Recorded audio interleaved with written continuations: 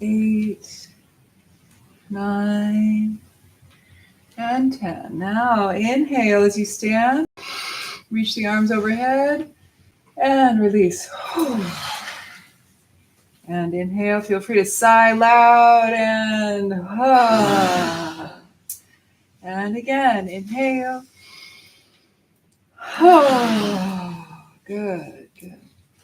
Now make fists and you're going to drop them on the ridge of your shoulders, pounding the tension out of the shoulders. 3, 4, 5. It is really hot. Whoa. Maybe just turn it off. Are you guys hot? Yes. Because the fan is up here. Sometimes I feel like smells like there's a cinnamon candle. Oh gosh, we're burning down. Good. Okay, last time. Now, a couple more things. Come down, if it's okay, on your knees into a squat up on the heels. You can have the feet a little bit. So really lift the heels up high and really bend at the toes as much as you can. The knees will come up and your hands can be down. That's pretty impressive, actually. If you can bring your hands to the floor and breathe here. So we're really asking something special of the feet. Toe torture. This is gentle. This is gentle. It's going to get harder in a second. All right. So then from here, bring the heels down. Bring the knees down and then sit on the heels. So the knees are wide, a little wider than the hips. And then sit, if you can, on the heels. Really let the sits bones weight go on the heels. Yeah. And if you've got really sensitive toes, if something's going on with your feet, you can get up on your zabuton.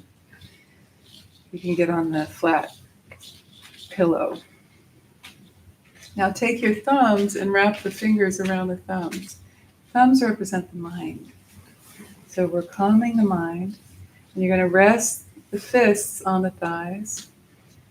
And allow the eyes to be at an angle towards the floor. So the spine is nice and straight. Try not to jut the chest forward or arch too much. So you're nice and straight up through the crown of the head. Bring the tip of the tongue to rest at the upper palate. Relax the jaw, relax the face.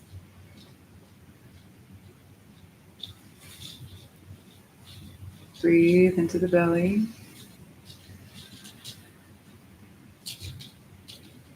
You're stretching the soles of the feet.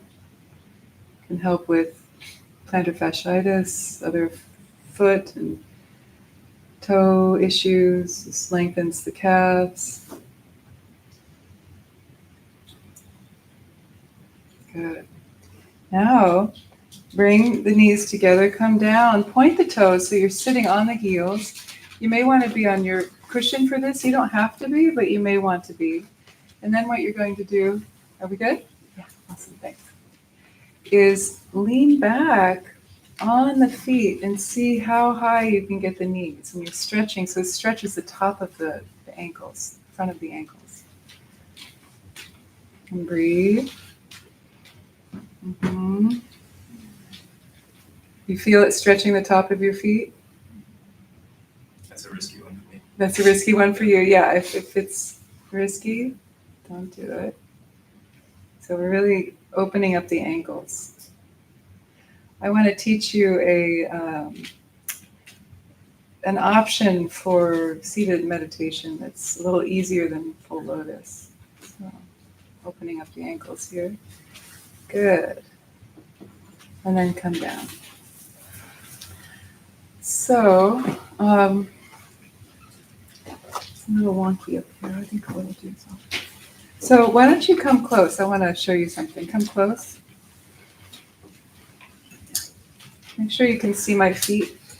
So, as you know, full lotus is when with one foot on top of the thigh and the other foot on top of the other thigh, right? And that's not always easy for people. It's not always something you can hold. Even if you can take it, maybe after 5 or 10 minutes, your knees are telling you to maybe get out. So there's another shape that's very interesting. It's actually called swastikasana. So swastika means auspicious, and originally was a Sanskrit, is an Indian symbol that then Hitler took it and turned it the other way. So he stole it. So this shape is very nice because you can you kind of lock in and sit comfortably if you can take it. But it demands something of the ankles. So make sure you can see over there. You tuck, let's say for me, I'm tucking my left foot in between the calf and the thigh of the right leg. And then I reach between the legs and grab the toes, top of the foot, and I bend that bottom ankle and I tuck it in between the calf and the thigh.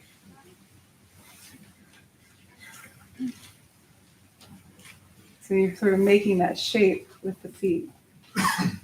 So try both sides because one might be easier than the other. And if this is a little risky for the knees, then please don't feel like you need to do it.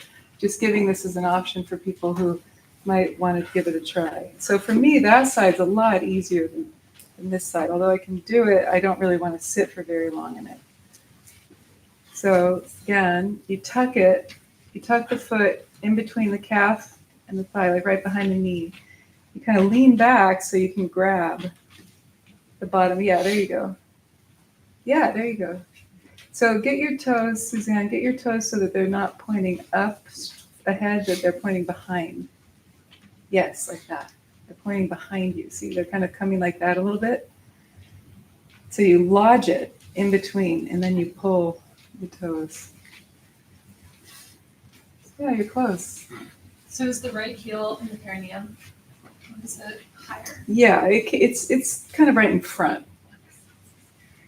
Yeah, you're in jeans. You got a disadvantage, honey. I don't know. No matter how limber you are. Did anybody get it?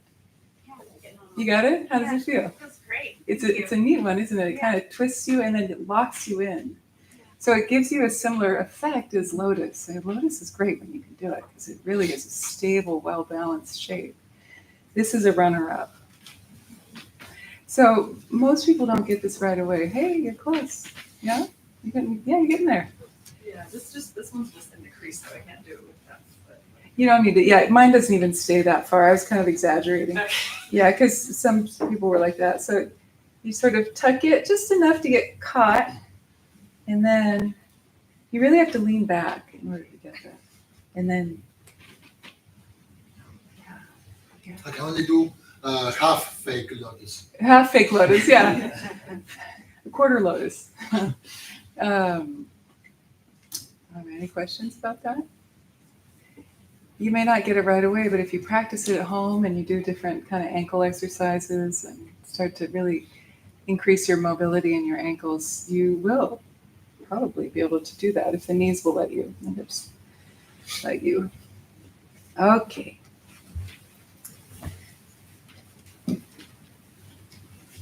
So let's find a comfortable position. Might not be that one. Or it might be.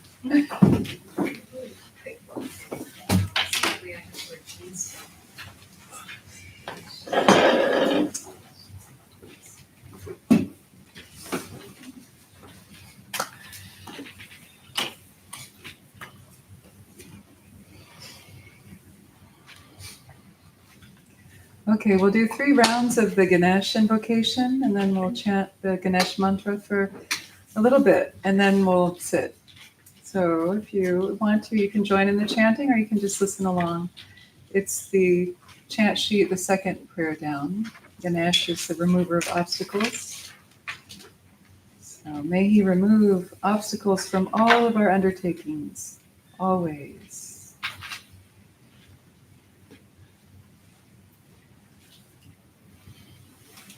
Settle in and take a moment to drop into our breath and our body and arouse a heartfelt motivation for our practice together.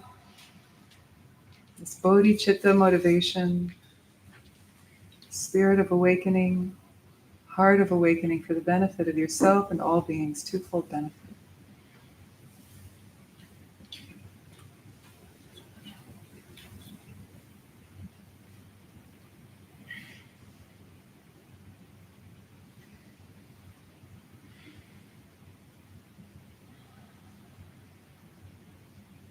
I'll say a line and you can repeat after me.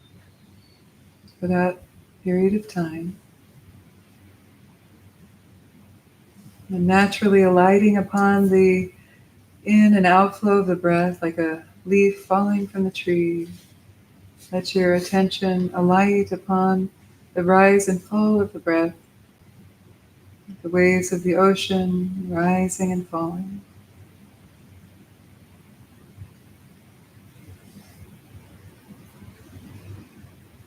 The spine is nice and straight. If you're upright, reach up through the crown, the shoulders release down the back, the chest is buoyant. Notice if the kidneys grip, release the kidneys down a bit. So relax the low back, sits bones nice and square on the cushion. Open the belt line for the breath. The hips, the legs relaxed, the arms relaxed, the palms down on the thighs, palms down. And bring the chin to rest again, just close to the center of the throat. So it's drawing back ever so slightly, not too forced. Just a slight tuck, and that lengthens the base of the skull, the spine. The eyes at a gentle angle towards the floor, softly gazing, or eyes closed. Tip of the tongue at the upper palate, root of the front teeth.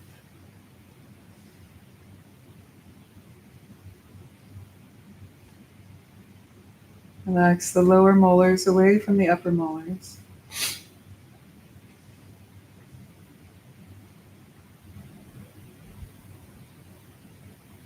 Relax the tongue, relax the root of the tongue down towards the heart.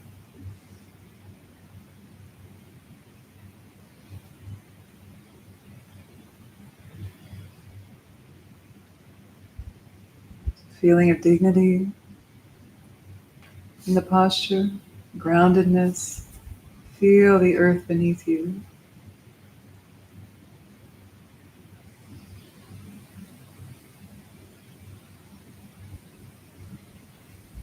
Feel that stability and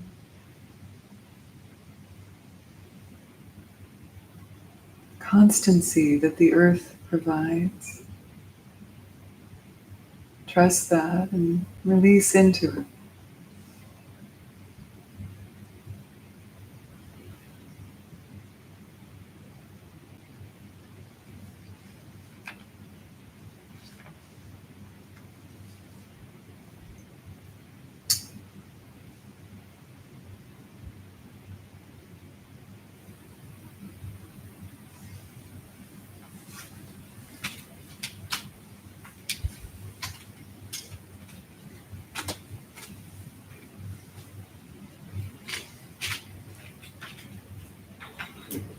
The body relaxed, the breath relaxed in its natural rhythm.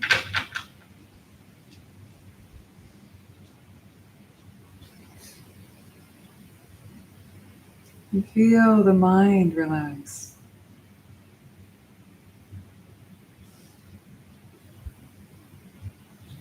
Softening, unraveling any gripping, any grasping. As the thought arises, notice, is there a grip? A reification? Tightening around the thought.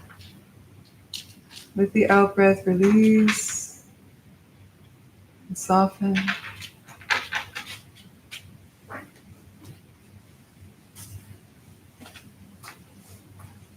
Soften the jaw.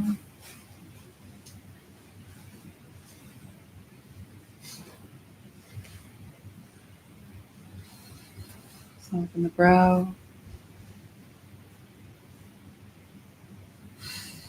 Feel a expansive spaciousness permeate your consciousness, your awareness, vast like the sky.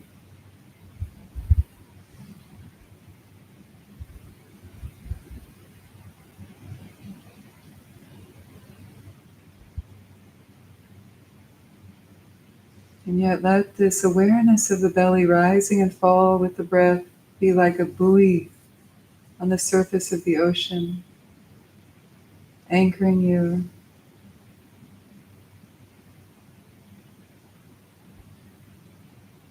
This present moment.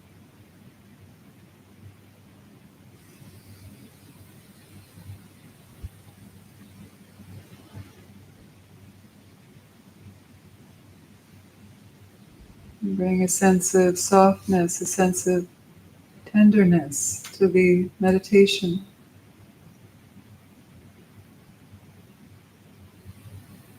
A light touch.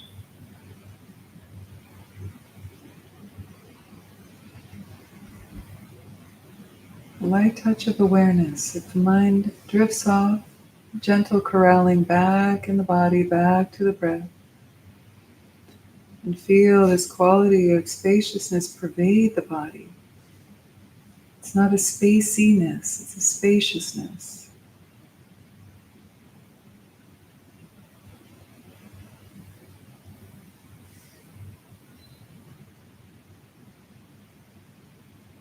Utter letting go.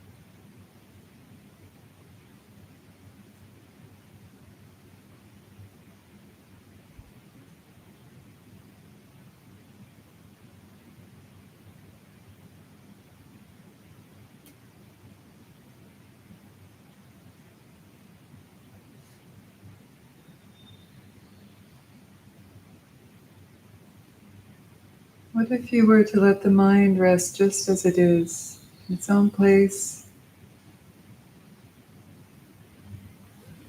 Let the effort unravel, and what is left?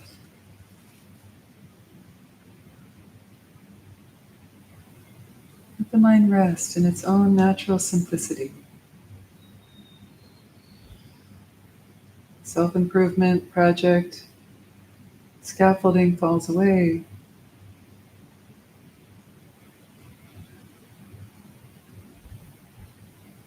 Are you afraid of what you might find? Think it's boring or dull? Try it. Leave the mind just as it is. Your only job is to not wander. Wandering begins a chain of conceptual ideation that pulls you further and further away from meditation.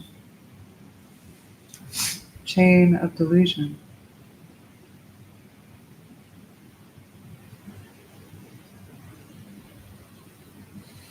Come back to this present moment and leave the mind just as it is. Its own natural limpidity, its clarity.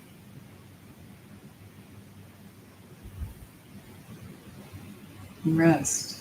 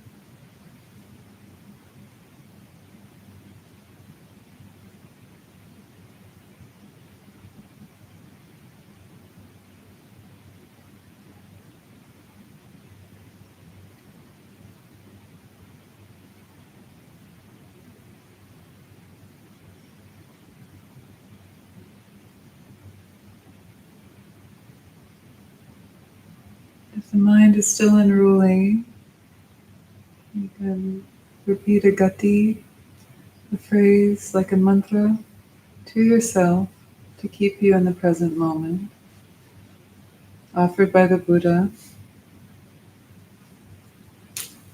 soothing the field of the body. I breathe in.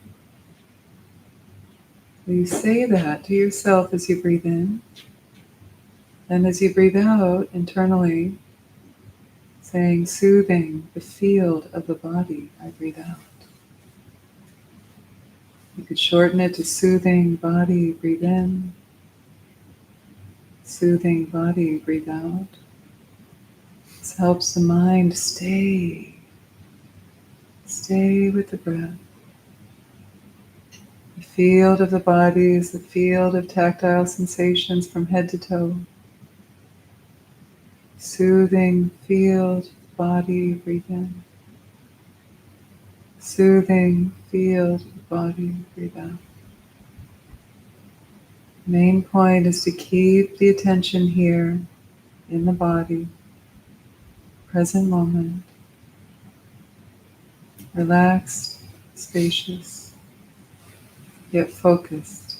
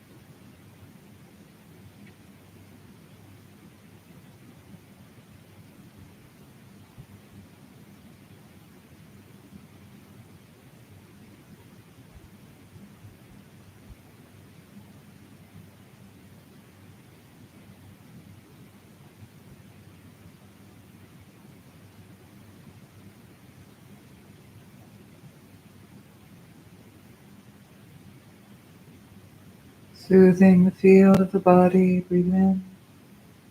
Soothing the field of the body, breathe out.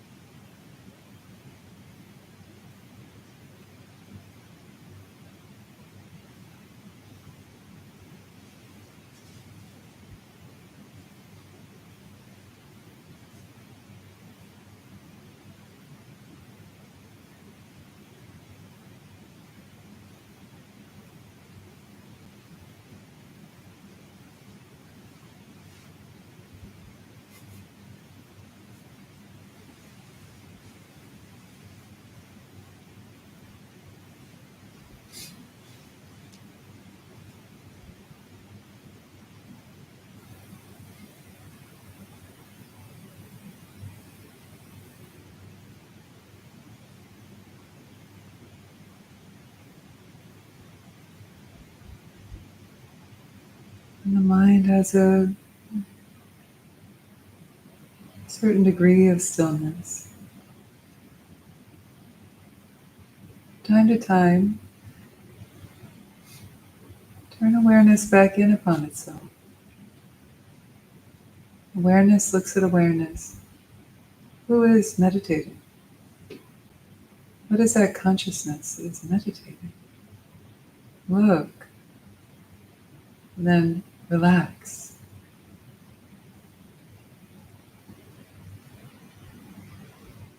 And rest in that broadening spaciousness that ensues.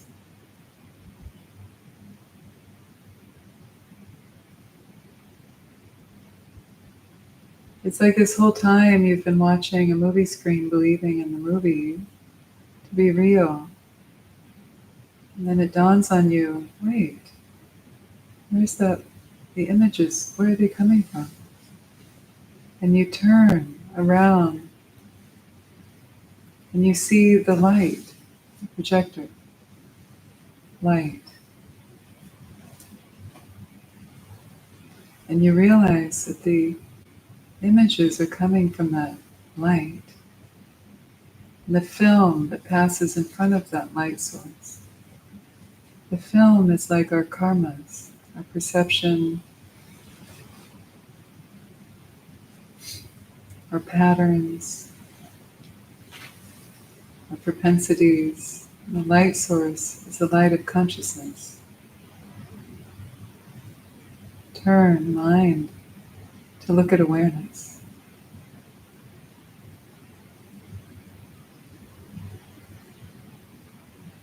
And then rest. And that quality of knowing.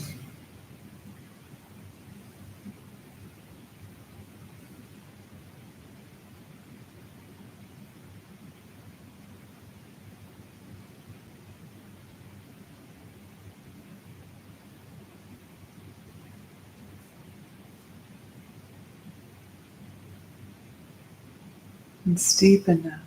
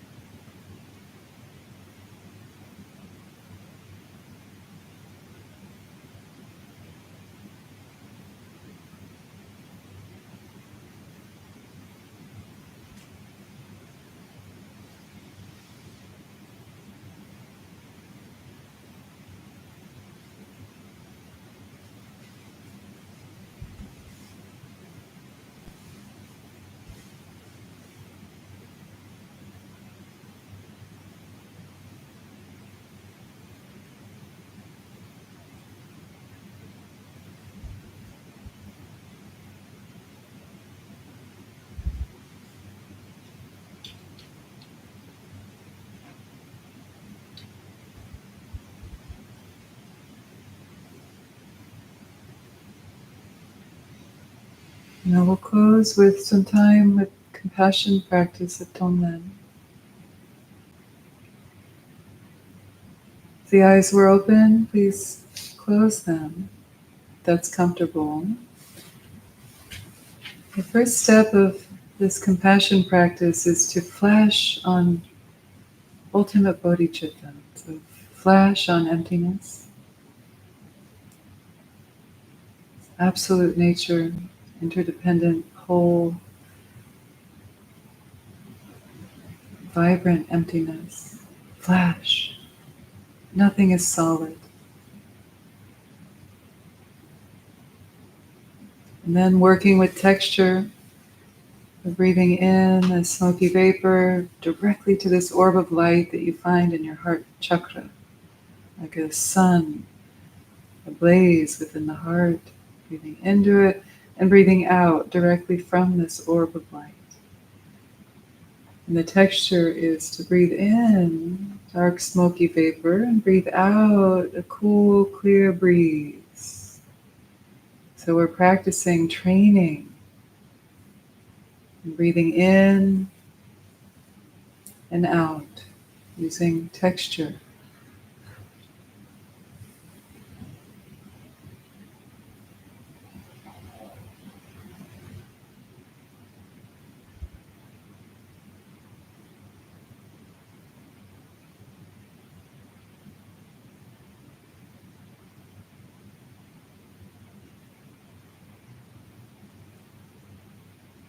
Feel that each breath enkindles the warmth of the heart space. This orb of light about the size of a grapefruit within you, vibrant, indestructible, represents the nature of your own mind. Unborn, undying, cannot be harmed. Buddha nature. The seat of the soul, the heart chakra. Feel that. Breathing directly in and out.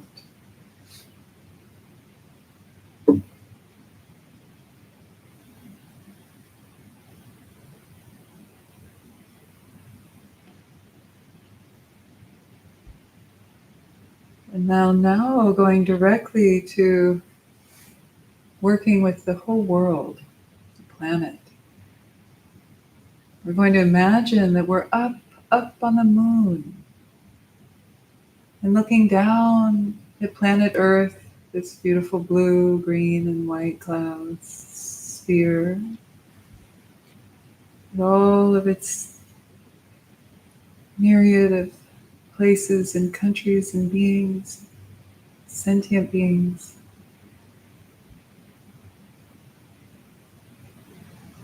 And continue to breathe now and feel that all the suffering of the world takes the form of this dark, smoky vapor. And with your in-breath, it's almost like you're Wonder Woman or Superman up there in space, and you're able to breathe in like a vacuum cleaner, breathe it into the heart space, relieving the suffering of beings.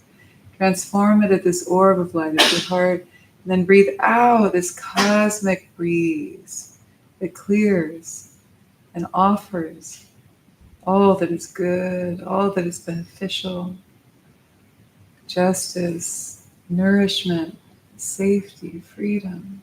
Breathe in the suffering. You can get specific here, or just feel it as a general felt sense in the form of a dark smoky vapor. As soon as it touches the orb of light at your heart, it evaporates, and breathe out the remedy to the suffering in the form of a cool, clear light, cool breeze. Breathing in and out in this way.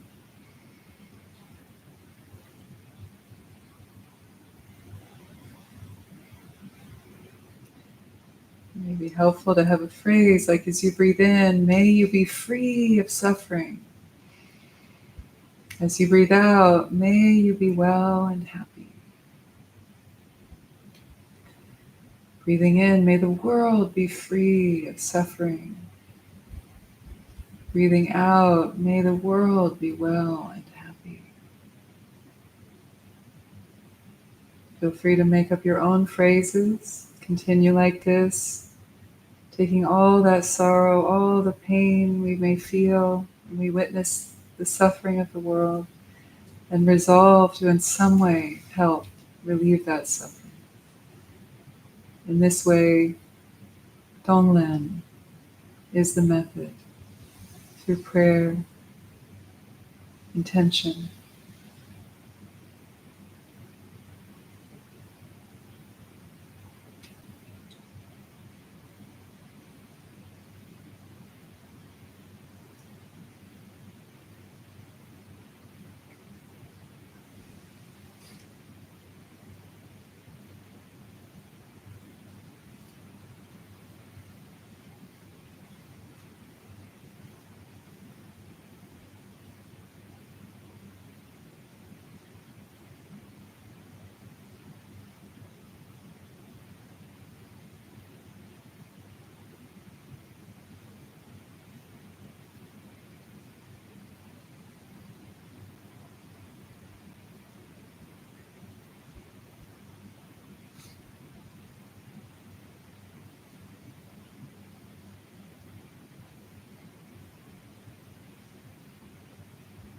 A few more breaths like this, and really including all beings without one exception. Mother Earth, the elements. May you be free of suffering. May you be well and happy.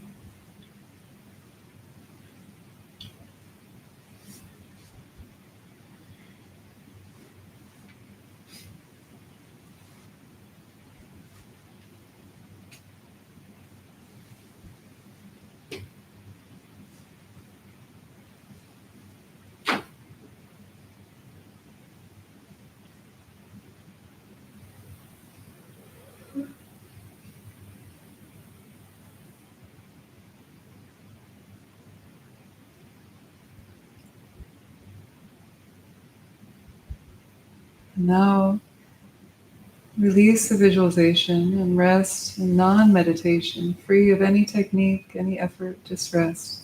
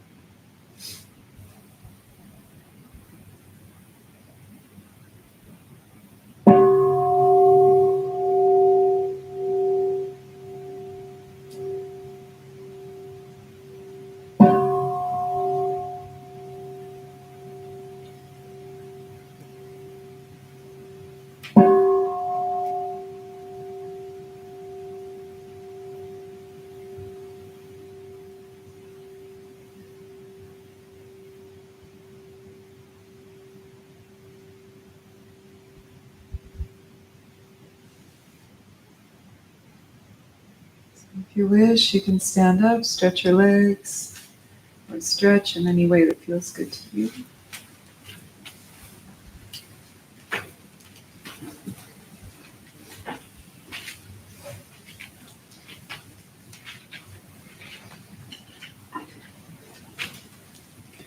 Squatting can be nice after sitting. It's good for the hips, releases the low back.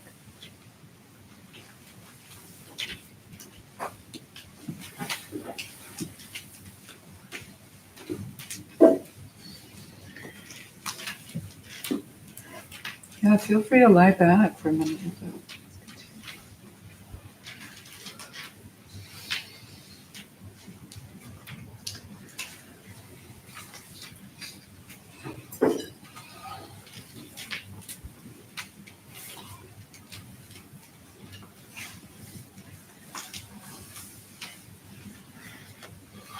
Any questions or observations coming out of practice?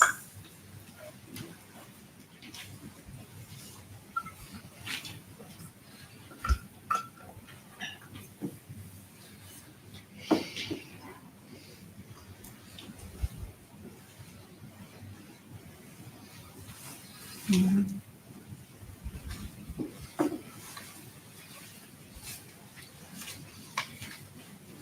What was the phrasing? Like breathe in this is it the soothing body? Yeah, soothing the field of the body. I breathe in, soothing the field of the body. I breathe out. Yeah. That's from the Anapanasati Sutta, the sutra of breathing in and out. Mindfulness of breathing. It's really nice. Yeah, I've used it for years. It doesn't get old for me. Yeah, I kept repeating it, and then when I came out, I couldn't remember the words. Yeah. You were so soothed. Yeah. It worked. That as well, that phrase. Yeah. Like loud things like Yeah. release Yes. mind and just drop into a relaxing. And then as well, after I was like, what was that phrase? It's magical. Yeah, it's a part of kind of a series of little, they're called gatis, these little sayings that are like to be repeated internally like mantras. The one that comes before that is attending to the whole body, I breathe in. Attending to the whole body, I breathe out. Thus one trains. And then, so you could sit with that for a while. And then shift into this next one that we did. Soothing the field of the body, I breathe in. Soothing the field of the body, I breathe out. Thus one trains. And even before those, the Buddha says, just note, basically he says, notice the breath. If it's short, let it be short. If it's long, let it be long. If it's deep, let it be deep. If it's shallow, let it be shallow. Like, don't control it. So that's interesting. An interesting element about mindfulness is we're not trying to control or make anything happen. Actually, trying to undo all of those habit patterns and just be present with whatever is here, and to learn to be okay with not having to fix everything. And then yeah, he did give these little sayings that help us do something. You know, soothing the field of the body. That has a definite kind of a little bit of instruction there. You know. Soothing. The breath is soothing. Yeah, I love that one. Good, I'm glad that landed. Sometimes when the mind is busy and it can't just rest in its own nature, sounds so easy. But sometimes the mind is too busy.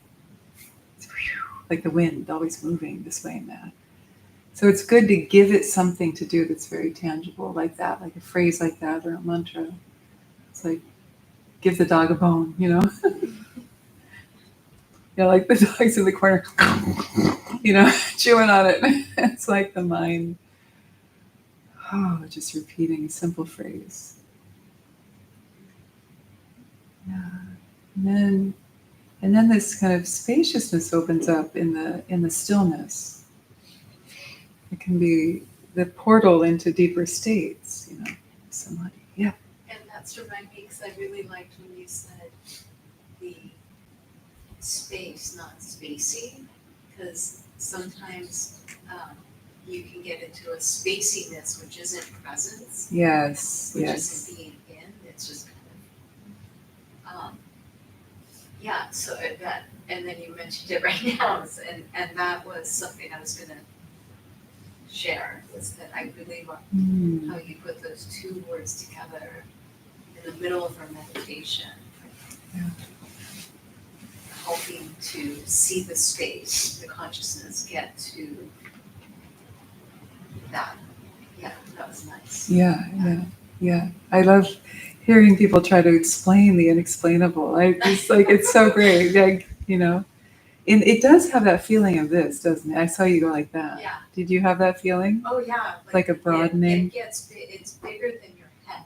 For me, when I Yes. meditate and I'm in the zone, Yeah. it's bigger than what's inside my head. It's around. That's right. Yeah. That's right. Yeah. There's a Dzogchen instruction, a great perfection form of Tibetan Buddhist meditation, where the instruction says, mix awareness with space. And it's usually done, it's always done with the eyes open, sky gazing. So it's instruction given during sky gazing practice. But we can do it with the eyes closed too, or with the eyes downcast in a room. And the teaching is that the sky or space teaches us what the mind is like. It's like the sky is our teacher. Spacious, free, unbound, free of center, free of periphery.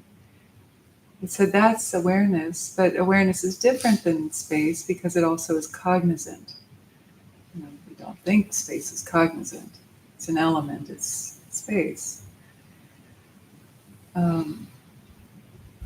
But what happens is people think, okay, when I'm mixing awareness with space, sky gazing especially, there's a tendency to go up and out, to merge with space.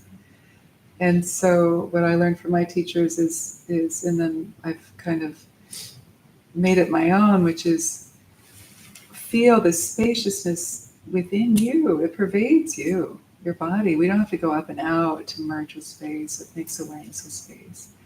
We are 99.99% space. So we can connect with the space element within this body. And yet we're porous too. Where do our boundaries and where do they interact with the environment, with nature?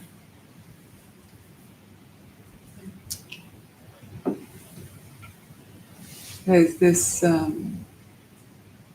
interesting podcast called The Emerald. Maybe some of you know this That's podcast. Great. Yeah.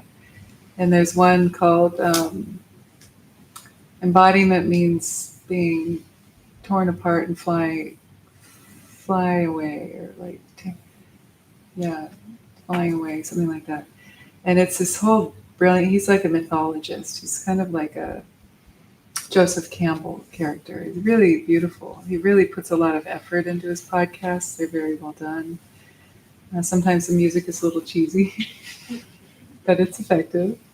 And I really like that episode. You might listen to that if you're curious about it. But he talks about how in modern discourse, and we say embodiment a lot. I mean, the name of my book is called Embodying Tara. So I thought a lot about embodiment. What does that mean?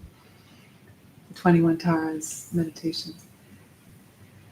And modern day discourse says that embodiment is, it's so much about being in the body.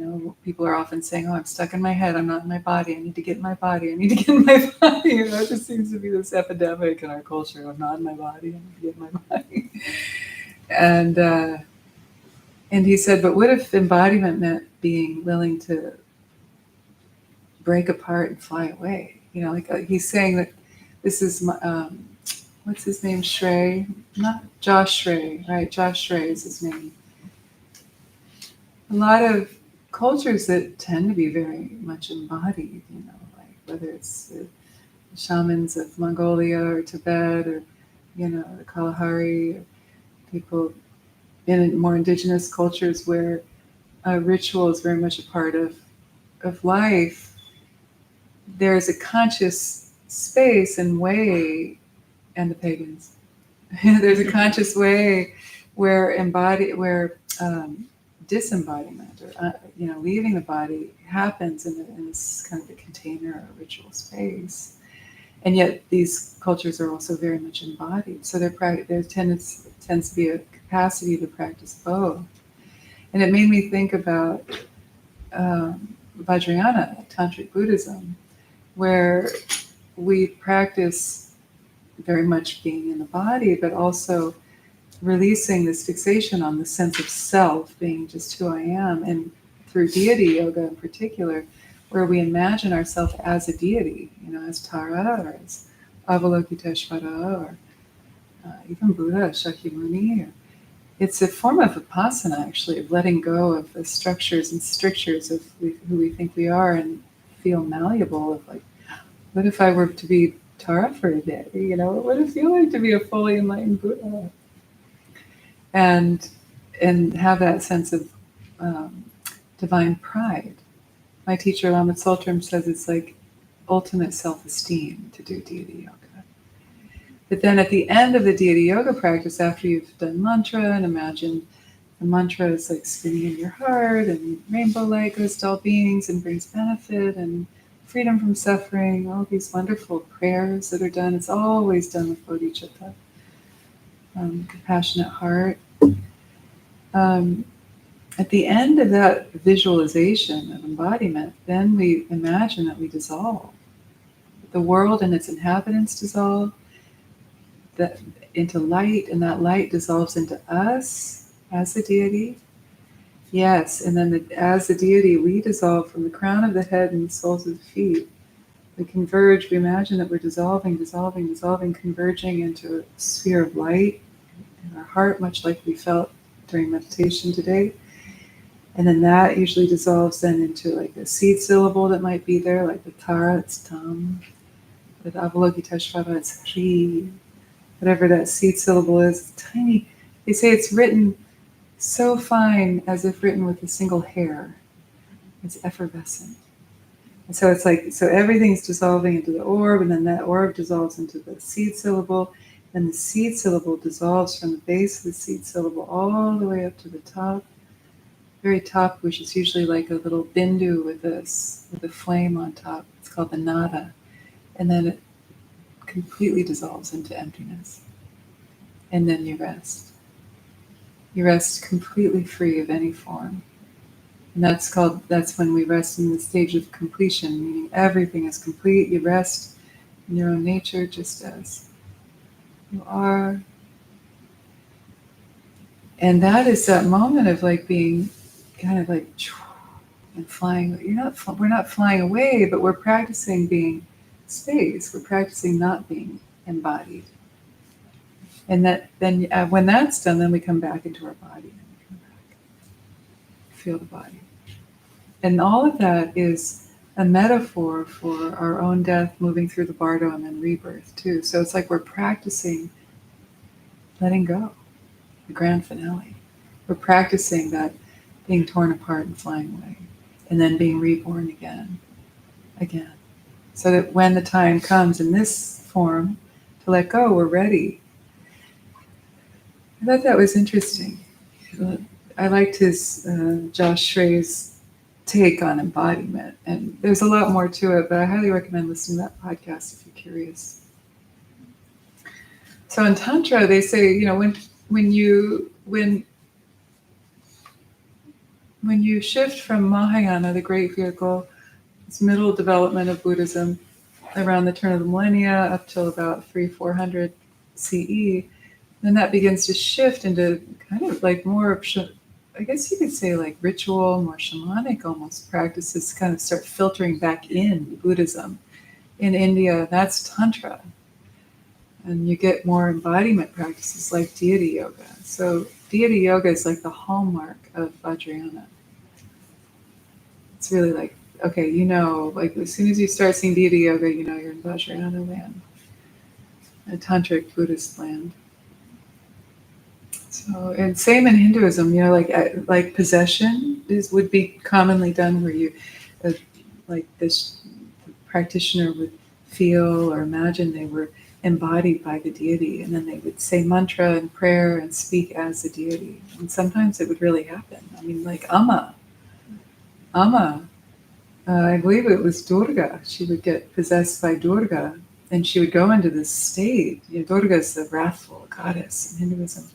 She would sing songs from the state. She would go in the state and she would cure people who were sick. She would, Durga is like, she has her tongue out and she's riding a tiger and she's carrying all sorts of weapons. She's very wild. So Amma would go into this state and she would cure leprosy by placing her tongue on their sores. You could look for a YouTube video of it. There's film of her doing that when she was very young. She doesn't do it so much now, she's older now. But when she was younger, she would do that. It's very interesting. Yeah, she was my 15th Tara.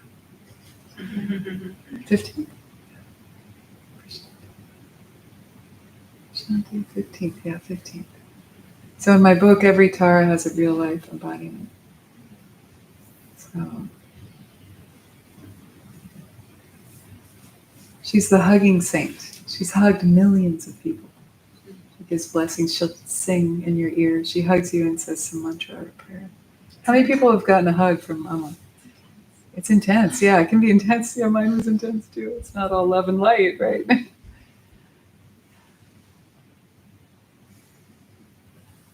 So I thought it'd be nice to get through a couple more. So what we're doing, for those of you who are new tonight, we've been going through this classic Buddhist text called the 7-point mind training. 7-point mind training, or the Lopön. And we're in the final stages here.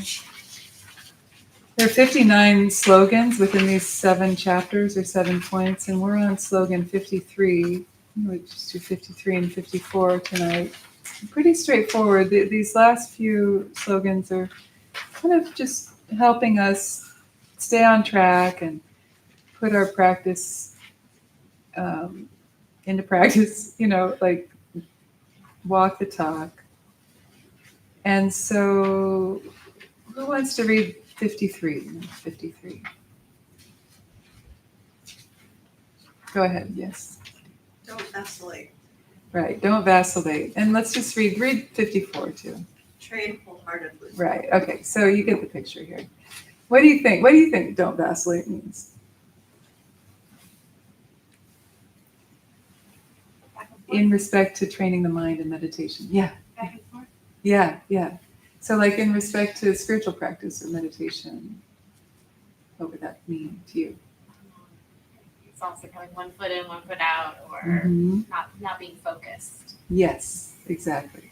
1 foot in, 1 foot out. Oh, today I'll practice because all the conditions are just right. But then tomorrow comes and you're maybe not feeling so great. Conditions aren't perfect. Oh, I don't want to practice. That's one example. Really like commit to practicing daily, even if it's 3 minutes, 5 minutes, 30 minutes, an hour, whatever works for your life and your schedule. Frequency is important rather than like one long sit a week or something like that. Early mornings are good before the world gets up, or before bed. It's also really beautiful. So this sort of enthusiastic effort is one of the 6 paramitas, meaning we exert effort, but with enthusiasm, not with a sense of should or like you have to do it, like oppression. So sometimes the teachings say no matter how you enter the practice of mind training, Lojong, it's important, or the idea is to become confident and steady in your practice. If we're always changing our mind and vacillating, then it's hard to gain confidence in our practice. We can read and read and read, but we have to put them into practice. We have to put what we read into practice. That's the whole point.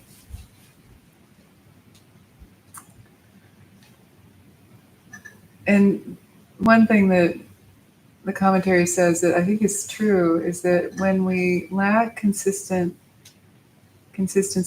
we lack confidence in our practice. And when we lack confidence, we tend to overthink things. We think a lot.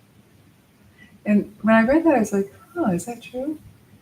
It's like, yeah, when I think of times when I'm confident, things are quite simple. It's not complicated. And when I'm insecure about something, I ruminate on it. Does that feel right to you too? Yeah, so like when you feel at ease in your practice, you've got a consistent practice, you feel good about it, then there's a feeling of simplicity and it's not complicated. Don't think too much.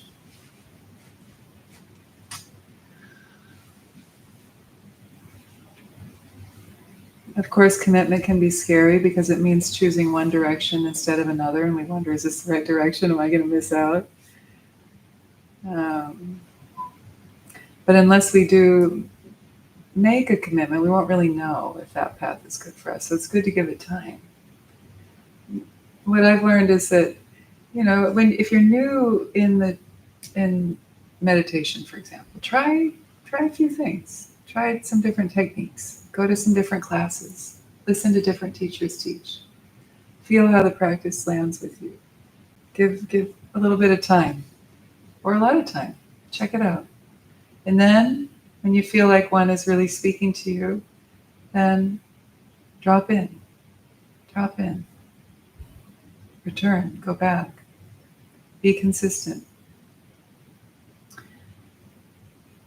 There's no rule about how long you need to do that. You'll know.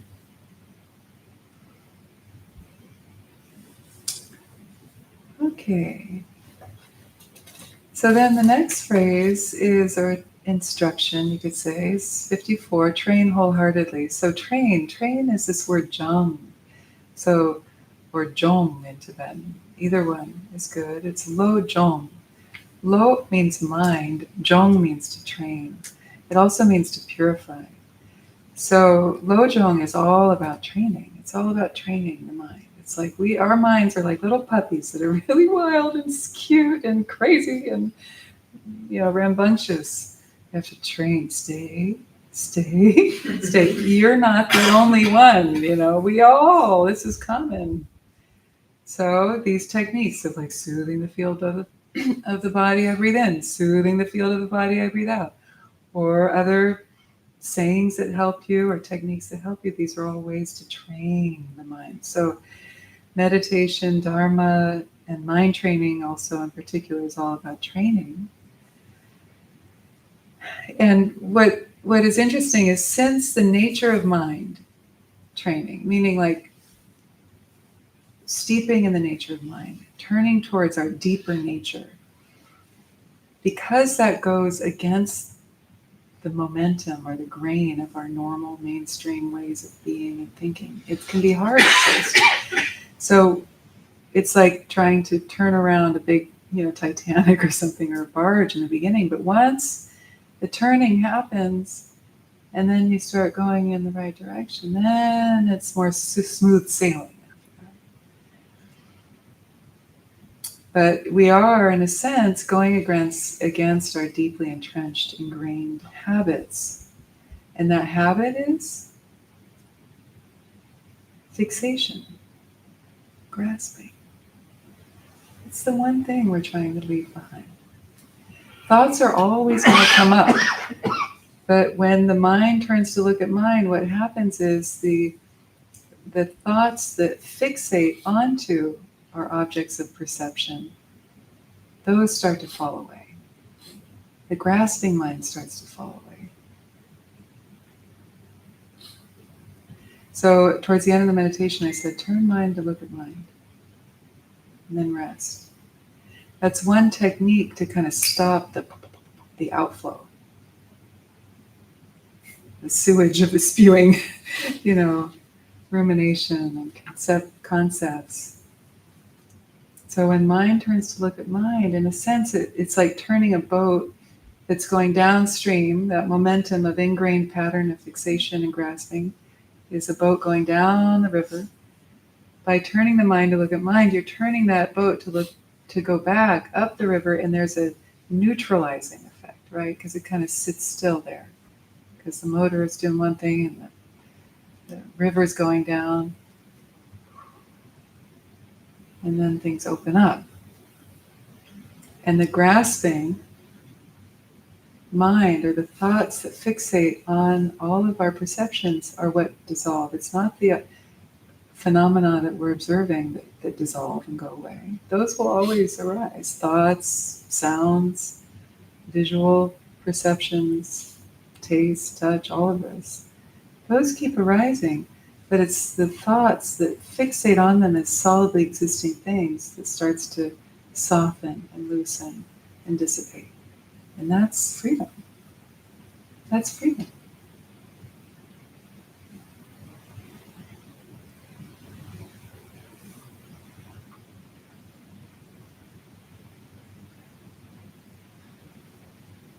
So any questions or comments about that? What does that bring to mind?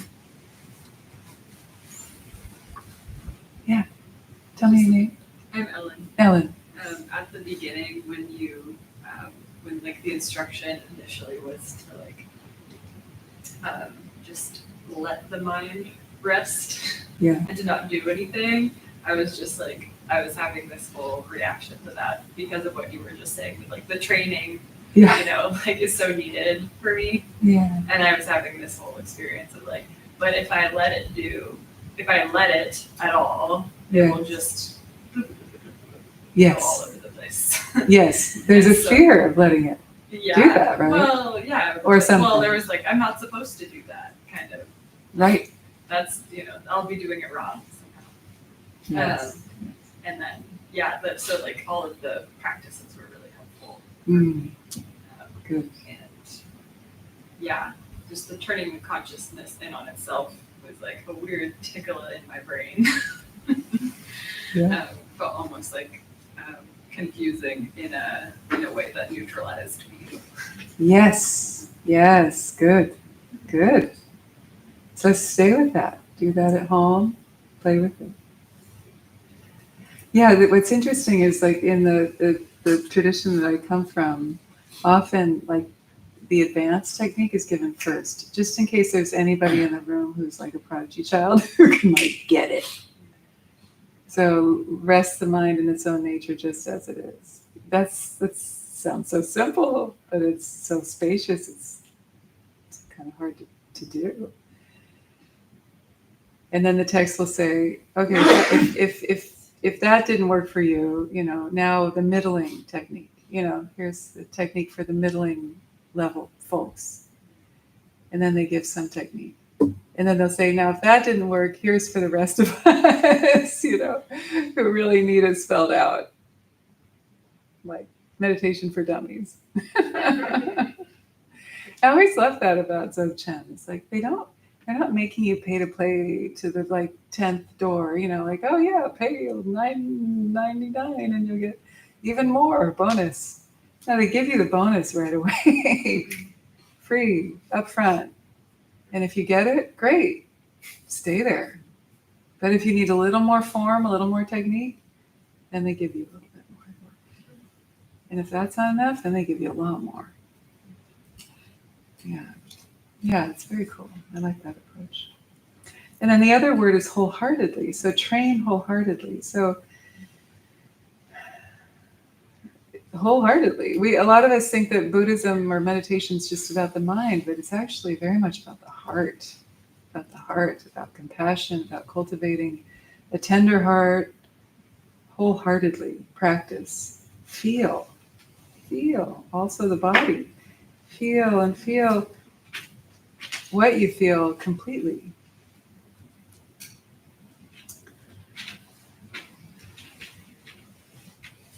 So we bring our heart, we bring our emotions, we bring all of ourselves into the practice so that we can feel more and more deeply.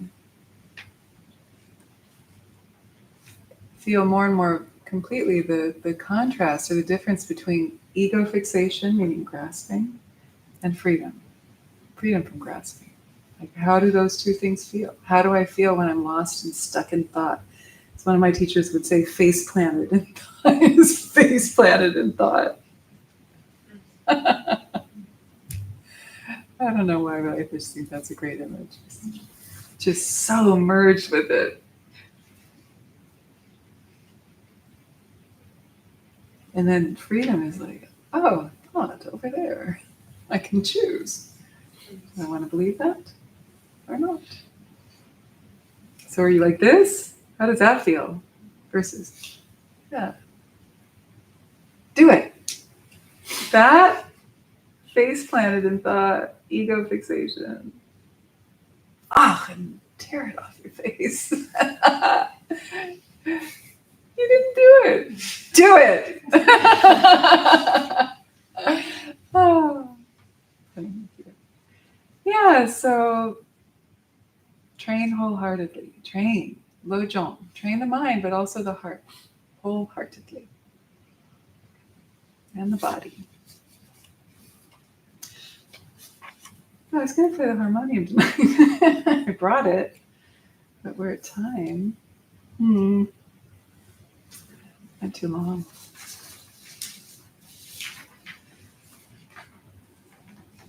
Just sing to you for a moment. Some of you know this. This is a Durga chant. It's just for a couple minutes, just to go out with a song This is not a Durga chant. I like. This is Parvati chant. I don't think it's on your chant sheet. Some of you have learned this. Devi Manohari Parvati Shankari Sharanam Sharanam Sharanam Nam. Praying to Parvati, Shiva's consort, Shakti is basically she steals our mind, our heart mind away. Devi Manohari Parvati Shankari. You know it, you can sing. Sharanam, Sharanam, Sharanam. Devi Manohari Parvati Shankari. Sharanam, Sharanam, Sharanam. Devi Manohari Parvati Shankari. Sharanam, Sharanam, Sharanam. Devi Manohari Parvati Shankari.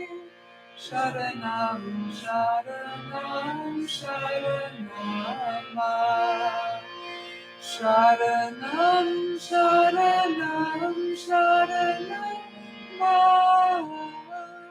Sharanam, Sharanam, Sharanam. Sharanam, Sharanam, Sharanam. Sharanam, Sharanam, Sharanam. Sharanam, Sharanam, Sharanam. Sharanam, Sharanam, Sharanam. Devi Manohari Parvati Shankari. Sharanam, Sharanam, Sharanam. Devi Manohari Parvati Shankari. Sharanam, Sharanam, Sharanam. Devi Manohari Parvati Shankari. Sharanam, Sharanam, Sharanam. Devi Manohari Parvati Shankari. Sharanam, Sharanam, Sharanam.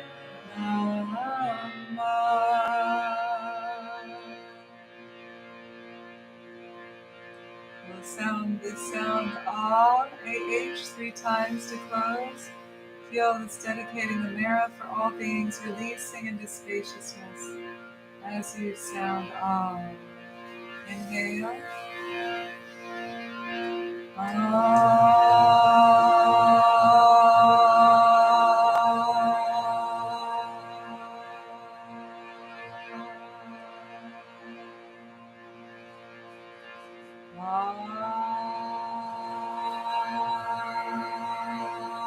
Mixing awareness with space.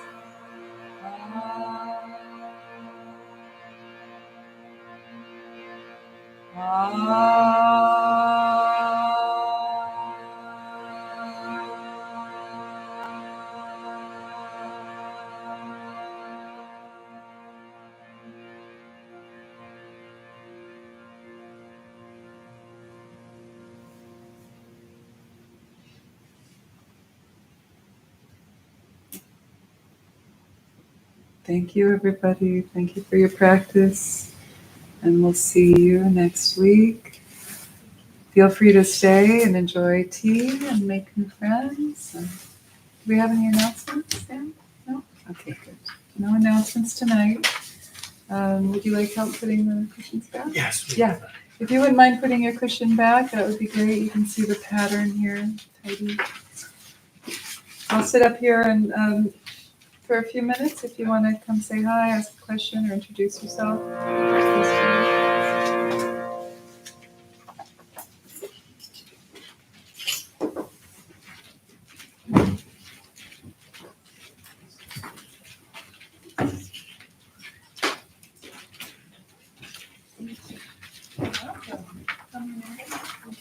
Caroline.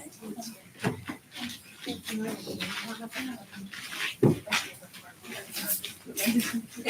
that's nice. Somewhere. I wanted to ask you about breathing and that's kind of like a hard and hot. Yeah. Meditation or about to like something. Yes. The darkness. Yeah.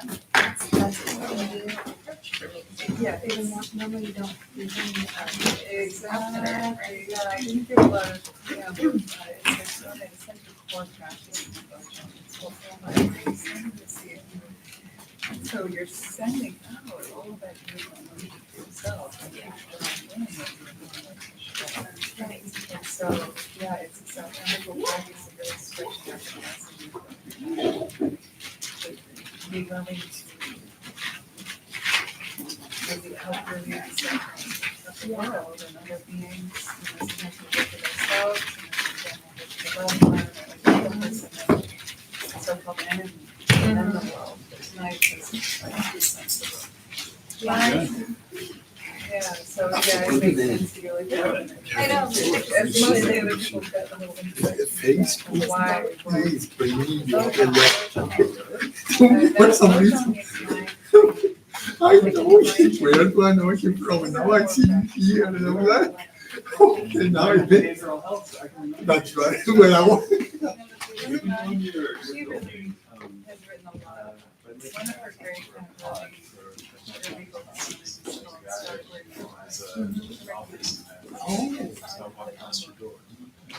Oh, is it next to me? There's a big Okay, so oh, yeah. Wednesday. Okay. okay. Piqued my interest. We were just putting it through again. My wife Is is it like a whole Yeah, party? yeah. No, it's just for Chandra's. Alice, nice to meet you. Oh, okay. Friday. Nice. That's quite cool. How do you use that office? Be more balanced. They are, I was in Los Angeles for 4.5 months, working for Christ. Because they have you need? Oh, you do? Because they're in strike. So I guess, I don't know. I don't identify with the term, but it was interesting. I was in Lancaster, about an hour away from Almost Phoenix. just right. So they 8 sessions in 10 hours. And there were cancellations, but so we have 8 and 7 clients in a day, which is crazy. And then they moved me closer to in Santa Clarita and